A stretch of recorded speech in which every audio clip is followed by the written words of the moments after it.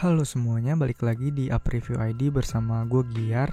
Jadi di video kali ini gue mau ngebahas Advan Sketsa 2, sebuah tablet Android lokal yang udah gue cobain pakai selama kurang lebih 1 mingguan.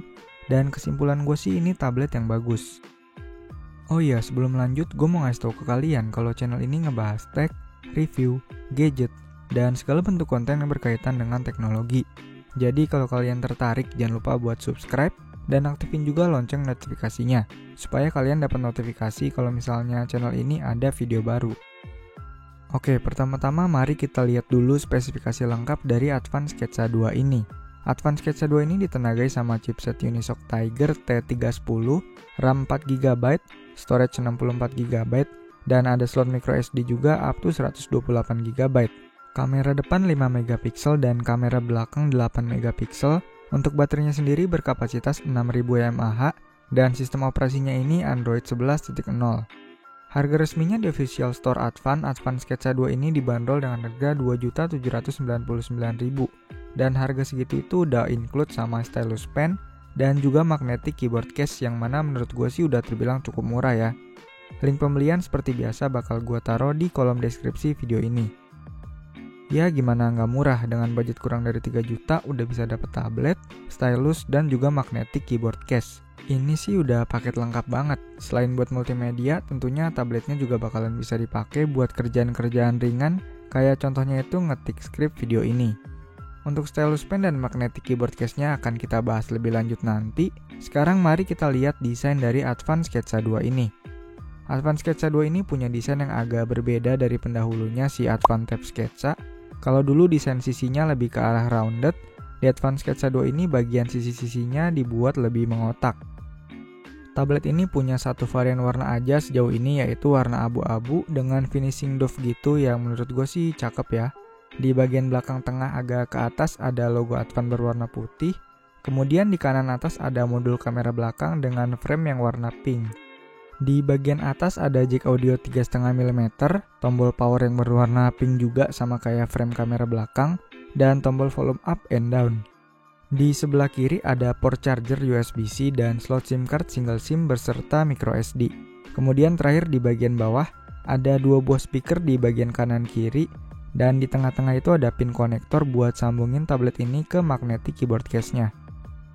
Untuk build quality-nya sendiri cukup solid menurut gua. Punya cover belakang berbahan polikarbonat, sementara frame yang di bagian atasnya sini kayak metal gitu. Tombol-tombolnya juga aman, enak buat dipencet. Untuk stylus pen yang kita dapat itu masih sama dengan yang ada di Advan Tab Sketsa yang pernah gue bahas juga beberapa waktu yang lalu. Untuk powernya dia menggunakan baterai A4 dan jadi kerasa lumayan berat buat sebuah stylus pen.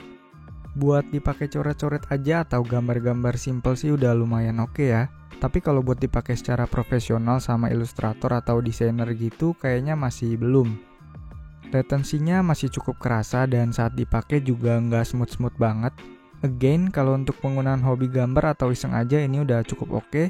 Atau ya buat memenuhi kerjaan kalau butuh tanda tangan digital masih bisa banget juga. Sementara buat magnetic keyboard case-nya ini sesuai namanya, ada kata magnetic buat koneksi ke tabletnya itu bukan menggunakan Bluetooth lagi, tapi pakai pin magnet yang ada di bagian bawah si tablet.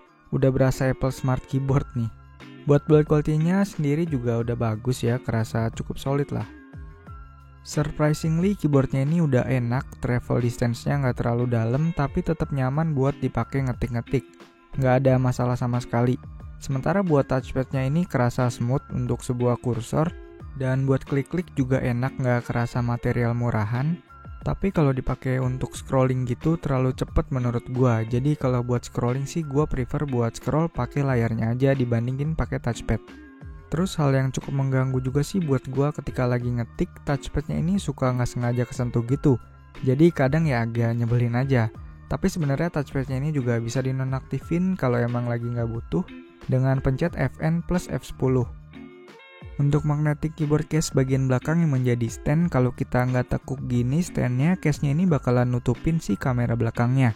Jadi ketika posisi pakai keyboard case dan mau foto pakai kamera belakang, stand di bagian belakangnya harus dilipat dulu atau ya si tabletnya harus dilepasin dari magnetic keyboard case-nya dulu. Advance Sketsa 2 ini memiliki layar IPS 10,1 inci dengan resolusi 800x1280. Emang belum Full HD, tapi buat penggunaan kayak nonton YouTube atau Netflix itu masih cukup sih menurut gua. Saturasi warna juga cakep, nggak pucat. Ya gua sih fine-fine aja selama pakai tablet ini buat konsumsi konten Netflix ataupun YouTube. Walaupun tablet dengan paket lengkap kayak gini udah cocok banget buat menunjang pekerjaan ringan kayak Office, tapi karena resolusi layar yang masih HD itu tadi, buat buka dua aplikasi bersamaan side by side gitu kerasa agak kurang nyaman. Jadinya layarnya ini malah kerasa kayak terlalu kecil gitu. Padahal kalau secara ukuran sebuah tablet 10,1 inci itu udah cukup banget. Tapi karena harganya yang cuma 2,8 juta, gue sih masih bisa memaklumi hal itu. Emang pasti ada beberapa hal lah yang harus dikorbanin. Lanjut, buat performa dari Advance Sketsa 2 ini udah cukup buat penggunaan ringan kayak kerjaan Office, konsumsi konten, buat virtual meeting, dan kebutuhan ringan lainnya. Buat buka aplikasi terbilang nggak terlalu cepet, tapi juga nggak lambat-lambat banget. Buat multitasking pindah antara aplikasi, terkadang itu masih ada beberapa aplikasi yang harus ngeload ulang dan itu masih sangat wajar. Skor AnTuTu Benchmark Advance Sketsa 2 ini dapat skor di angka 154.919. Terus buat Geekbench dapat di 360 single core dan 709 multicore. Walaupun tablet ini penggunaannya bukan buat main game, tapi gue ada coba satu game doang yang emang gue suka mainin, yaitu Mobile Legends, dan untuk settingan rata kiri sih masih cukup nyaman buat dimainin. Kalau buat game-game ringan lain kayak yang lebih ke game anak-anak sih, gue yakin bisa banget dijalanin di tablet ini. Terus dengan baterai Monster 6000 mAh-nya, tablet ini bisa bertahan 2-3 hari bahkan. Tapi itu untuk skenario pemakaian gue yang gak berat-berat banget ya. Cuma dipakai sesekali nonton, sesekali main game, dan ngetik-ketik skrip doang.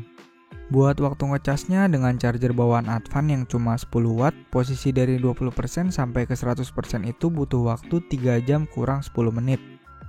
Seperti yang udah gue mention di awal, untuk spesifikasi kamera, Advance Sketsa 2 ini punya kamera belakang beresolusi 8 megapiksel dan kamera depan 5 megapiksel. Kualitas kamera belakangnya sih standar-standar aja ya buat sebuah tablet. Kalau mau dipakai buat foto dokumen gitu harus dalam kondisi yang cukup cahaya. Karena kalau gelap hasilnya tentu aja bakalan kurang maksimal. Terus buat kamera depannya menurut gue sih udah cukup oke buat dipakai virtual meeting.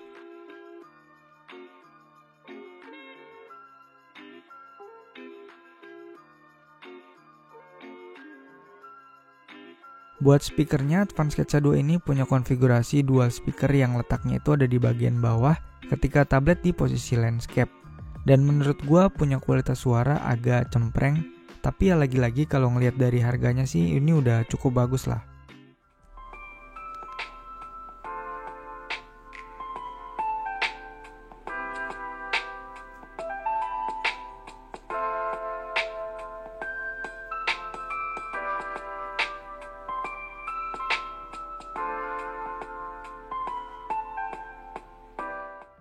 So, setelah pakai Advance Sketsa 2 ini selama kurang lebih seminggu terakhir, mulai dari buat nonton YouTube sampai ke kerjaan ringan kayak ngetik skrip video ini, gue merasa bahwa Advance Sketsa 2 ini memberikan pengalaman pakai tablet itu yang mirip-mirip sama kalau kita pakai laptop, tapi buat Office doang ya.